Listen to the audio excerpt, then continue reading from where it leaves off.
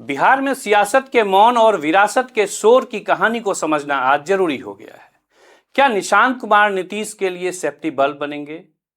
क्या निशांत की राजनीतिक काबिलियत जदयू के तमाम दिग्गजों से ऊपर हो गई? आखिर क्यों जदयू के सारे दिग्गज अचानक ही निशांत के नाम पर ताली बजाने लग गए? नमस्कार, मैं हूं राजेश रंजन और आप देख रहे हैं द न्यूज स्कैन।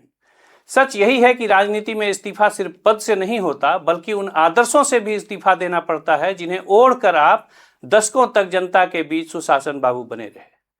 बिहार की राजनीति की फिजाओं में इन दिनों एक चेहरे की चर्चा खूब है। ये चेहरा है निशांत कुमार का। मुख्यमंत्री नीतीश कुमार के बेटे निशांत कुमार। चेहरा बिल्कुल शांत है, स्वभाव आध्यात्मिक है और छवि विवादों से कोसों दूर की है।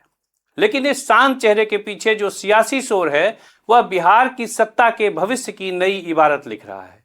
मुख्यमंत्री नीतीश कुमार के 75वें जन्मदिन पर जब जेडीयू कार्यालय में जश्न का गुलाल उड़ रहा था, तब उसी शोर के बीच योजनाबद्ध तरीके से एक ऐसी स्क्रिप्ट को अंतिम रूप दिया जा रहा था जिसका शीर्षक है विरासत का राज तिलक। याद कीजिए वो दौर जब नीतीश कुमार मंचों से दहाड़ते हुए परिवारवाद को लोकतंत्र का सबसे बड़ा कैंसर बताते थे।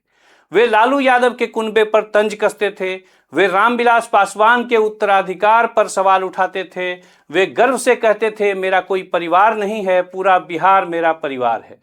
उस वक्त बिहार की जनता को लगा था कि एक ऐसा समाजवादी योद्धा मिल गया है जो खून के रिश्ते को कर्म के रिश्तों की भेंट चढ़ने नहीं देगा।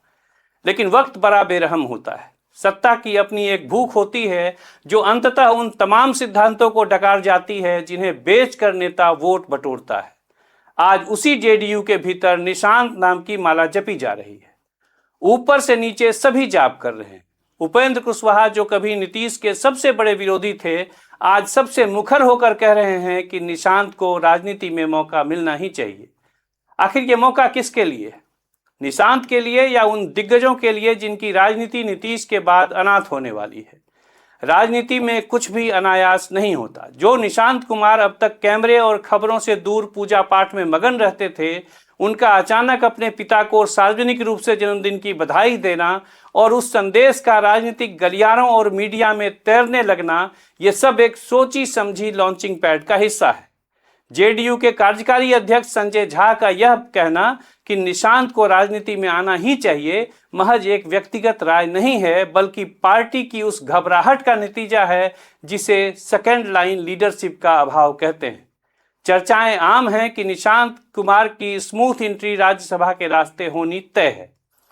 ये एक ऐसा सुरक्षित रास्ता है जहां बिना जमीन पर पसीना बहाए सीधे सत्ता की मलाई वाले गलियारे में प्रवेश मिल जाता है। ये भी समझने की कोशिश कीजिए कि निशांत जदयू के लिए जरूरी क्यों हो गए। जदयू के अंदर झांक कर देखिए, वहां ललन सिंह, विजय चौधरी और अशोक चौधरी जैसे रसूखदार नेताओं की फौज तो है, लेकिन सर्वमान्य नेतृत्व का घोर अकाल है। जेडीयू के ये तमाम दिग्गज जानते हैं कि अगर नीतीश कुमार के बाद कोई चेन ऑफ कमांड नहीं रही तो पार्टी ताश के पत्तों की तरह बिखर जाएगी।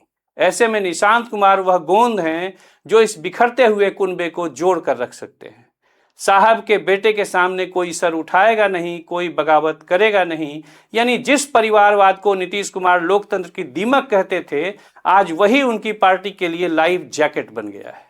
कितना अजीब विरोधाभास है। एक पिता जो पूरी जिंदगी दूसरों के बेटे को राजकुमार कहकर चिढ़ाता रहा, आज खुद अपने बेटे के लिए राज तिलक की तैयारी देख रहा है।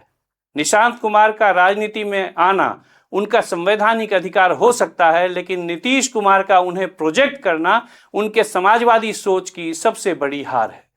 बिहार की सड़कों पर लगे पोस्टरों में अब निशांत की छवि तराशी जा रही है। कार्यकर्ता खुश हैं क्योंकि उन्हें वारिस मिल गया, लेकिन लोकतंत्र उदास है क्योंकि उसे एक बार फिर विकल्प की जगह विरासत थमा दी गई।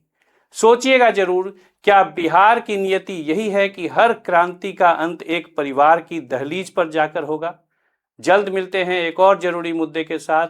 तब तक के लिए द न्यूज स्कैन की तरफ से राजेश रंजन का नमस्कार।